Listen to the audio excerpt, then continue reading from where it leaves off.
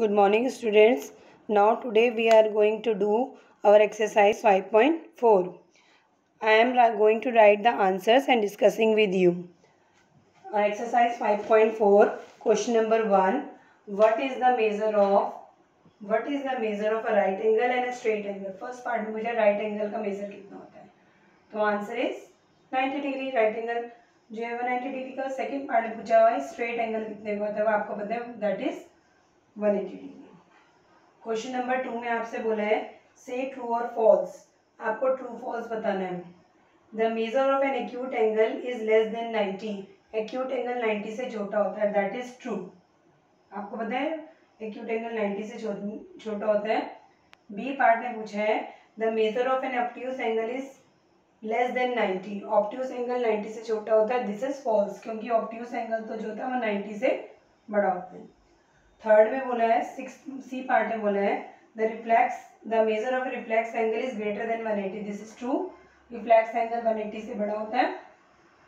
And D part में बोला है आपके पास the measure of one complete revolution is 360 degree. पूरा चक्कर अगर हम घूम के आएंगे तो 360 होगा, this is also true. E part, अगर आपके पास एंगल ए का मेजर 53 है और एंगल बी का भी मेजर 35 है, तो हम कह सकते हैं एंगल ए एंगल बी से बड़ा होगा, दिस इज ऑल्सो ट्रू. उसके बाद क्वेश्चन लिखा, क्वेश्चन नंबर 3 में बोला है write down the measures of some acute angle. कुछ एक्यूट एंगल के मेजर लिखिए.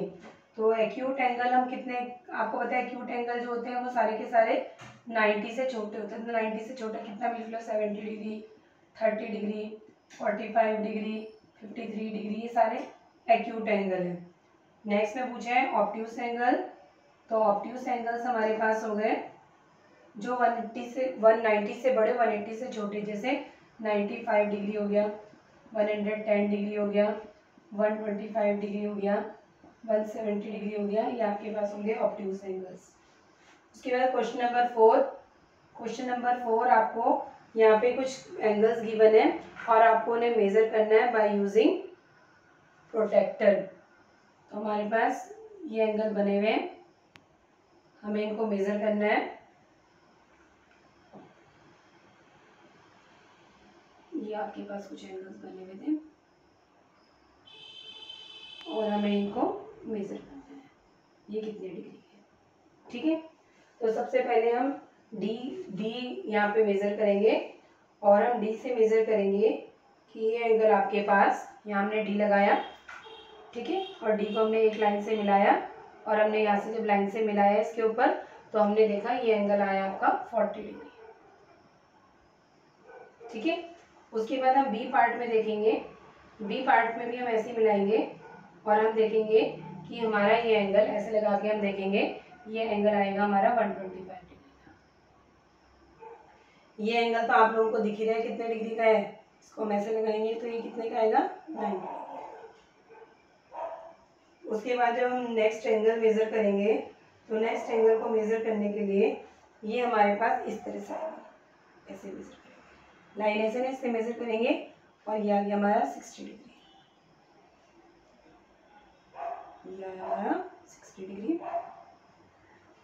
उसके बाद हम नेक्स्ट को मेजर करेंगे, ये आएगा हमारे पास, ये हम इस तरह से लगाएंगे पॉइंट पे और ये हम देखेंगे दिस इज 130 डिग्री.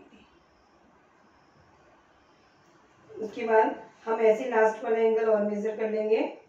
तो लास्ट वाला एंगल का हमारा जो मेजरमेंट आएगा वो आएगा आपके पास 90 डिग्री. आप कैसे लगाएंगे, आपको इस लाइन के ऊपर लगाना है, किसी भी एक लाइन के ऊपर लगा लीजिए और उसकी लाइन से मिलाते हुए यहाँ से हम मेजर कर लेंगे. तो ये एंगल आ जाएगा हमारे पास 90 डिग्री.